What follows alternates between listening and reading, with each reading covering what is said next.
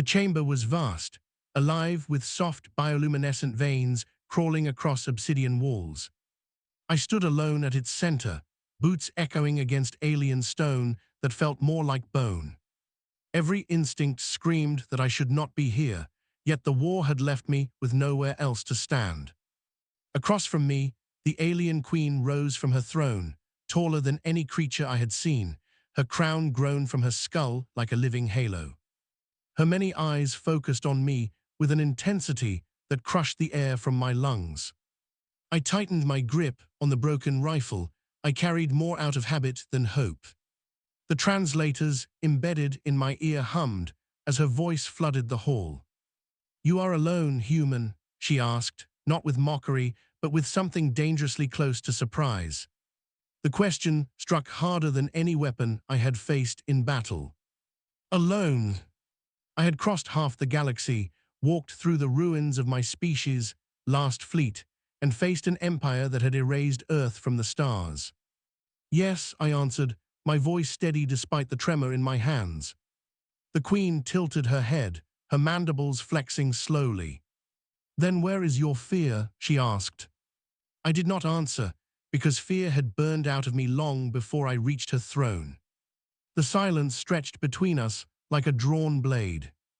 I could feel the attention of unseen guards, drones, and psychic sentries probing my thoughts.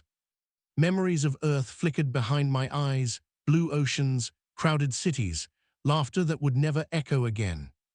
The alien queen descended from her throne, each step deliberate, each movement radiating ancient authority.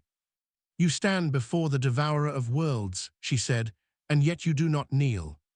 "I have knelt enough," I replied. My words surprised even me, but they were true.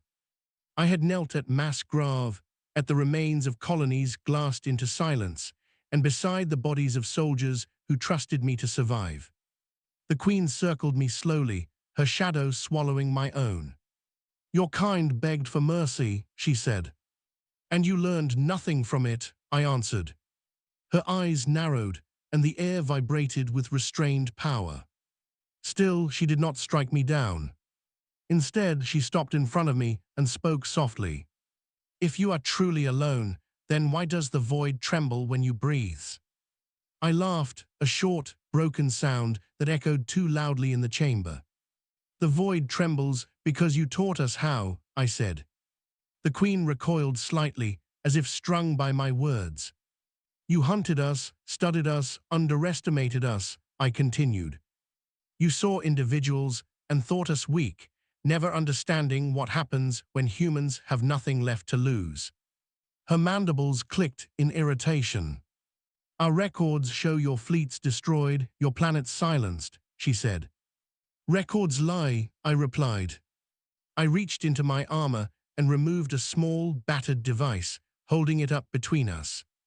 "This is not a weapon," I said before her guards could react. "It is a signal." The queen's eyes widened almost imperceptibly. "A beacon," she whispered. "Yes," I said, "and it has been broadcasting since I entered your system." The chamber trembled, not from her power, but from something far beyond it. Alarms screamed through the alien citadel, their tones sharp and panicked. The queen turned, her composure cracking for the first time. "What have you done?" she demanded. I met her gaze, every ounce of grief and fury I carried pouring into my words. "I answered your question," I said. "I am alone here, but humanity is not alone anymore." The walls flickered as long-range sensors detected impossible signatures. Ships emerging from folded space, scarred, mismatched, and burning with stolen alien technology. Fleets built from wreckage, revenge, and resolve. "You hid us in the dark," I continued. "So we learned to live there." The queen staggered back, her empire's certainty unraveling in real time. "This is not possible," she said. "It is inevitable," I replied. The alien queen looked at me not as prey, nor as a curiosity, but as a warning. For the first time in her long, predatory existence, she understood the meaning of her own question. I was alone because I had to be. Because humanity sends one when one is enough. Outside the citadel, human warships formed a ring of fire around the heart of her empire. I lowered the broken rifle at my side, no longer needing it. You asked if I was alone, I said quietly. You should have asked what happens after. The queen fell to her knees as the stars themselves seemed to turn against her. And as the first human guns fired, the galaxy learned a new truth. Never mistake a lone human for the last one. The first human volleys did not roar like thunder. They arrived in absolute silence. Space itself folded inward as kinetic lances punched through alien shields designed to withstand suns. From the throne chamber viewport, the alien queen watched her invincible fleets unravel in slow-motion horror. Ships that had devoured civilizations split apart like fragile shells, their internal light spilling into the void. I stood beside her, not as a conqueror, not as a savior, but as a witness. You feel it now, I said softly. The same quiet we felt when your armadas burned our skis. The Queen's psychic presence lashed out instinctively, a wave meant to crush my mind. It shattered against something vast and coordinated. Human minds linked across distances no species had believed possible. Veterans, engineers, civilians, children born in refugee flotillas, all focused on one shared moment. Survival. The Queen recoiled, her crown dimming. How, she whispered. How did you become this? I remembered Earth as it had been before the war. Nations divided by lines that meant nothing once the stars fell. Arguments that evaporated the moment alien shadows crossed our atmosphere. We learned unity the hard way. We learned that hope was not a feeling, but a weapon you sharpened with loss. You broke us, I said. And when something breaks enough times, it stops breaking. It becomes something else. Outside, the human fleet continued its advance. Not elegant like alien war doctrine, but relentless, adaptive, furious. Ships rammed when weapons failed. Boarding pods punched through hulls and released soldiers who fought in zero-gravity corridors with magnetic boots and bare hands. AI cores screamed tactical revisions faster than any organic mind. Every defeat fed the next victory. The alien queen tried to rise again, summoning her guards. They hesitated, their psychic loyalty fractured by the overwhelming presence of humanity's collective signal. Fear. Not fear of death, but fear of extinction. The same fear she had cultivated for millennia, now blooming in her own halls. Stop them, she commanded, her voice cracking. I did not raise my weapon. I did not need to. They will stop, I said. When you listen. She turned her many eyes toward me, hatred and desperation warping her features. Listen to what? She demanded. To us. I activated the final protocol embedded in the beacon. Not a weapon, not a virus. A message. Broadcast on every frequency her empire used, translated into every language they had stolen from conquered species. The voices poured out into the chamber. Not soldiers shouting threats. Not politicians declaring victory. But ordinary humans. A mother describing the last sunset she saw before Earth burned. A miner from Europa talking about choosing to stay behind so his crew could escape. A child born aboard a refugee ship asking why the stars hated them. A medic whispering apologies to bodies that kept piling up faster than she could save them. The Queen staggered, her psychic defenses collapsing under the weight of empathy she had never evolved to feel. This was not an attack, she understood. There was no formation, no strategy to counter grief weaponized into memory. You wanted silence, I said. You erased us so the galaxy would forget. So we made sure it would remember. The fleets outside slowed their advance, holding position. Human commanders waited, not for orders, but for understanding. The Queen sank fully to the floor, her crown dimming to a dull ember. "You are not alone," she said again, but this time it was not a question. It was a realization. "No," I replied. "And neither are you." She looked up sharply, confusion cutting through despair. I gestured to the stars beyond the viewport. "To the species you enslaved, the worlds you hollowed out. They are listening too." Across the galaxy, rebellions ignited like stars being born. Slave species seized weapons for the first time. Former client races turned their fleets inward.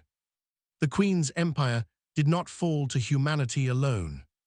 It collapsed under the weight of everything it had tried to bury. Time lost meaning in the following hours.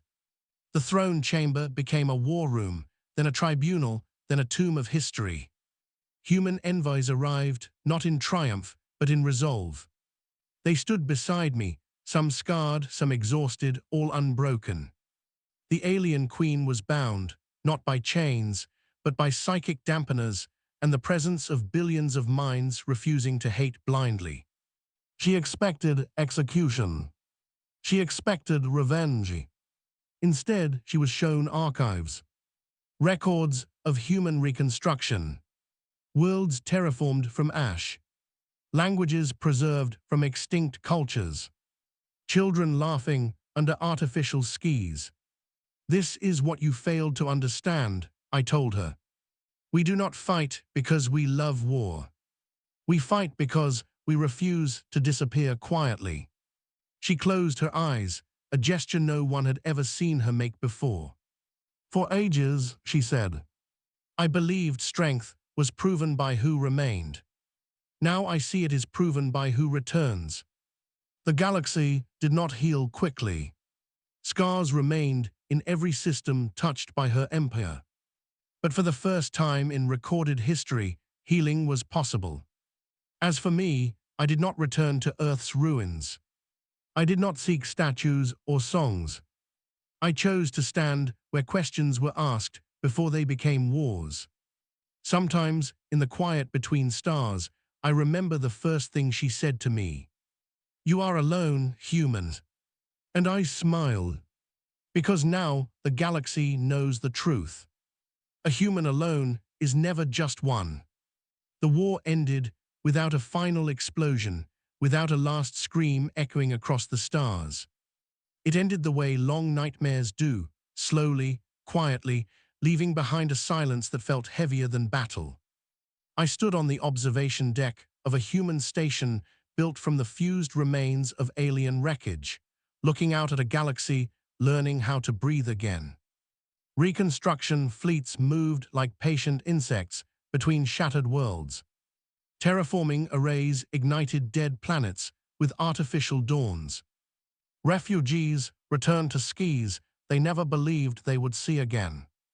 Victory banners were never raised because no one needed to be reminded of what it had cost. The alien queen was no longer a ruler. She was a witness, held in a chamber designed not to punish, but to contain. She spent her days observing the species she had tried to erase, watching humans rebuild cities without walls, watching former slaves choose their own names for the first time. She asked to speak to me again. The request surprised many, but not me. I entered the chamber alone, as I had the first time. She looked smaller now, not physically, but in presence. Power abandoned looks like emptiness before it becomes understanding. "You still come alone," she said. "Yes," I replied. "It seems to be your way." She studied me with eyes no longer filled with hunger. "In my empire," she said, "an individual meant nothing. Only the whole mattered. And that is why it fell," I answered. "Because you forgot that the whole is made of ones." She was silent for a long time. In that silence, I felt something unfamiliar from her. Regret. Do they hate me? She asked. Her voice carried no command, only uncertainty. Some do, I said honestly. Some always will. But hatred is what drives us anymore. Then what does? She asked. Memory. Outside the station, a memorial array ignited. Millions of lights appeared, each representing a life lost, human and non-human alike. No names were carved, because no stone could hold them all. The galaxy gathered in its own way. Signals of remembrance crossing systems. Moments of silence observed by species who once believed mercy was weakness. You changed us, the Queen said quietly, without trying to rule us. We didn't want your throne, I replied. We wanted the future you tried to take. She lowered her head, the gesture awkward, learned. If I had asked a different question, she said. If I had asked why you stood, then this story would not exist, I said. Questions shape outcomes. Time moved on, as it always does. Children born after the war learned about Earth as a lesson, not a loss. They studied the alien empire as history, not destiny. They learned that the stars were dangerous, but not cruel. I left the station years later. Not in exile, not in glory, but as a traveler. I walked worlds that had never known humans before. Shared stories instead of warnings. Listened more than I spoke. Sometimes they asked me about the war. About the moment it turned. About the Queen. I always told them the same thing. It ended with a question. At night, when engines hummed and stars drifted past the viewport, I replayed that first meeting in my mind. The vast chamber. The living throne. The voice that changed everything. You are alone, human.